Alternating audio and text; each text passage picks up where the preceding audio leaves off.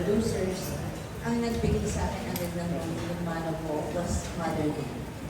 And then now, sa dami ng nakasama ko, sa dami ng nakilala ko, isa lang ang nagsabi that she was going to have a press con with our showbiz friends for Kiko.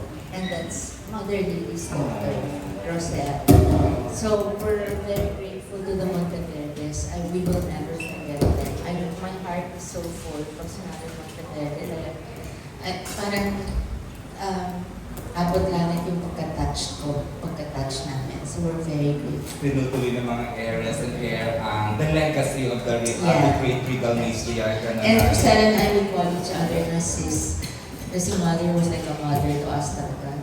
Umpisa pa lang, tinutulungan na niya si Kiko. Tapos ako, binigyan niya ng project. Parang, and they're the ones na hindi ko nakasama from the beginning. So it means so much more. In another company. Yes, it means so much more. Oo. And parang sila lang yung talagang voluntarily laging tumutulong sa kanya, tumutulong sa akin. So, thank you, sis. Thank you. And to officially welcome you to the Regal home. This is where it all started.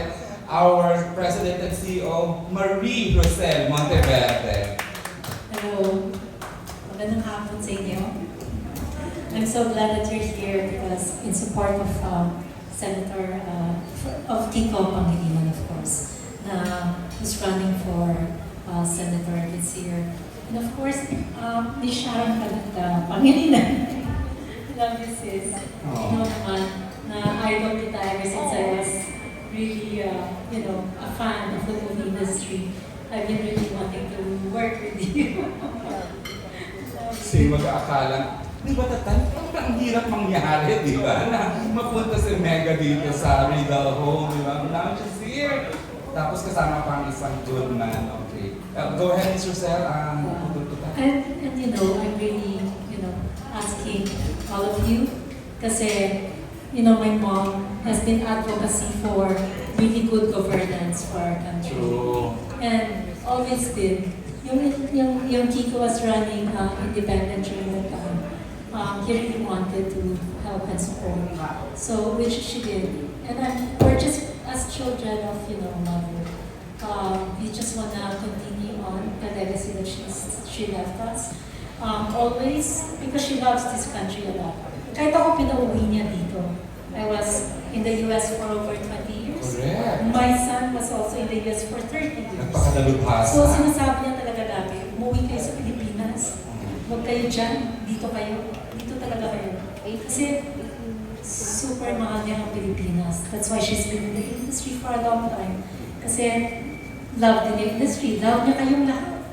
Diba? So parang she's really after progress in our country. And this is the reason why we're here.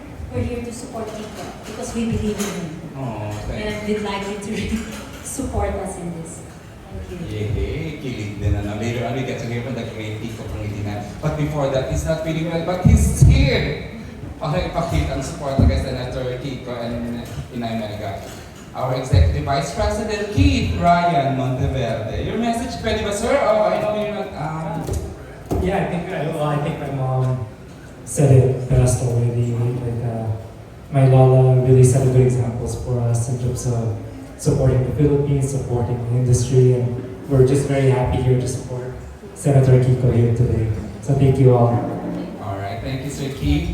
Okay, we'd like to request everyone to please settle down so we can start with